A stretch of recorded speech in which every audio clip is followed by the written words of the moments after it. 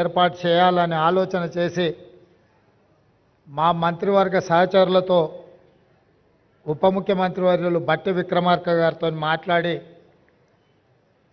రాష్ట్ర ప్రభుత్వం ఈ కార్యక్రమాన్ని ఏర్పాటు చేయడం జరిగింది। ఈ కార్యక్రమంలో ఉప ముఖ్యమంత్రి వర్యులు బట్టి విక్రమార్క గారు,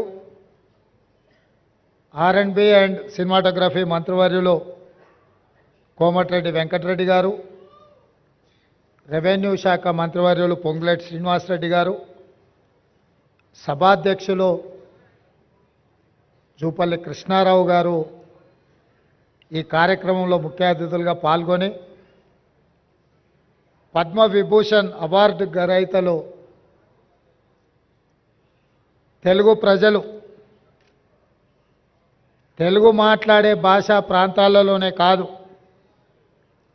ఢిల్లీకి వెళ్ళినప్పుడు ఏ అవసరం ఉన్నా ఎవరినైనా కలిసి తమ మనసులో మాట చెప్పుకోవాలన్నా నిలువెత్తు తెలుగు విగ్రహం ముప్పవరపు వెంకయ్య నాయుడు గారిని ఈ సందర్భంగా రాష్ట్ర ప్రభుత్వం సన్మానం చేయడం అనేది మనల్ని మనమే సన్మానం చేసుకోవడం అంత గొప్ప కార్యక్రమం। అదేవిధంగా మీ అందరి అభిమాన నాయకుడు, గొప్ప నటుడు, పున్నమి నాగు సినిమాలో నటనలో a commitment ఉండేనో Uyyalawada Narasimha Reddy cinema సందర్భంగా చేసిన నటనలో అదే కమిట్మెంట్,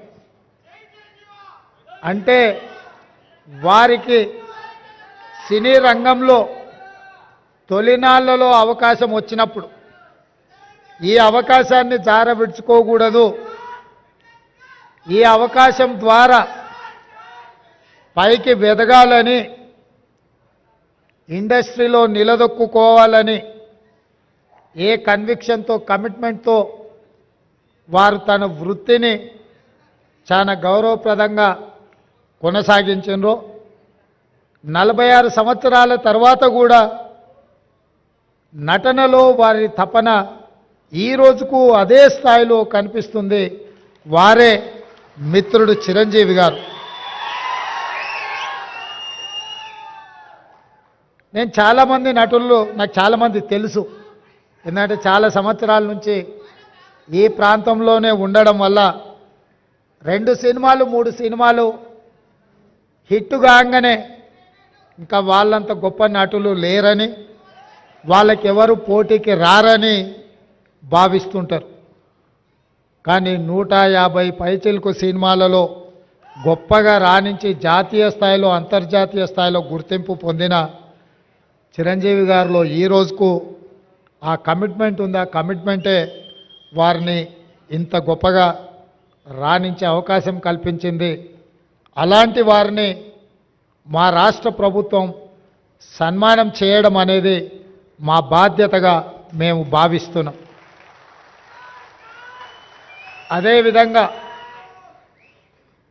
గ్రామీణ ప్రాంతాలలో మారుమూల పల్లెల్లో పెరిగి స్థానిక కళలు వృత్తిగా మార్చుకొని వాటినే ప్రదర్శిస్తూ అందులోనే తమ జీవితాన్ని గడిపిన పద్మశ్రీ అవార్డు గ్రహీతలు వేలు ఆనందచారి గారు, శ్రీ దాసరి కొండప్ప గారు, శ్రీమతి ఉమామహేశ్వరి గారు, గడ్డం సమ్మయ్య గారు, బంజారా కెతావత్ సోమ్లాల్ గారు, శ్రీ కూరెళ్ళ విఠలాచార్య గారు, వీరందరికీ కూడా కేంద్ర ప్రభుత్వం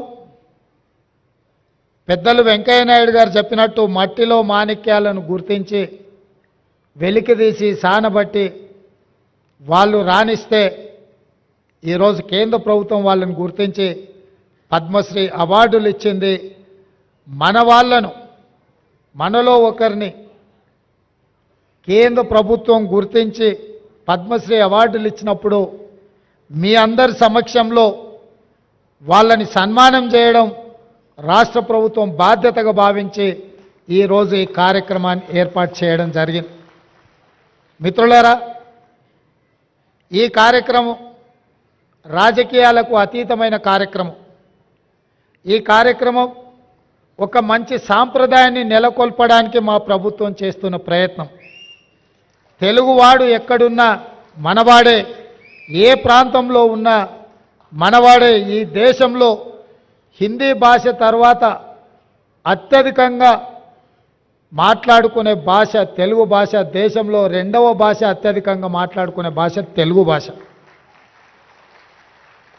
ఇవాళ మన భాష అంతరించిపోతుందేమన్న అనుమానం వస్తున్న సందర్భం. మన కవులు కళాకారులు గ్రామీణ ప్రాంతాలలో సాంప్రదాయబద్ధమైన ఈ వృత్తులను వదిలేస్తే చరిత్రలో కనుమరుగవుతుంది. ఇట్లాంటి కవులను కళాకారులను వివిధ రంగాలలో రాణించిన వాళ్ళను రాష్ట్ర కేంద్ర ప్రభుత్వాలు గుర్తించి గౌరవించి వాళ్ళకి ఈ రకమైన అవార్డులు ఇవ్వాల్సిన బాధ్యత, ఆ సాంప్రదాయాన్ని కొనసాగించాల్సిన బాధ్యత ఎన్నికైన ప్రభుత్వాల మీద ఉన్నదని నేను భావిస్తూ ఈ సాంప్రదాయాన్ని కొనసాగించాలి. అందుకే ఎక్కువ సమయం తీసుకొని వారిని సన్మానం చేసినా దానికి అర్థం ఉండదని ప్రకటించిన ఎంబడే పెద్దలు వెంకయ్య నాయుడు గారిని చిరంజీవి గారితో మాట్లాడి ఈ కార్యక్రమాన్ని ఏర్పాటు చేసినాం. వెంకయ్య నాయుడు గారికి ఇతర కార్యక్రమాలు ఉండడం వల్ల ఉదయం 11 గంటలకే ఈ కార్యక్రమాన్ని చేపట్టాలి అని ఆలోచన చేసి మా అధికారులు చీఫ్ సెక్రటరీ గారితో శాంతకుమారి గారితో ఇతర అధికారులతో మాట్లాడితే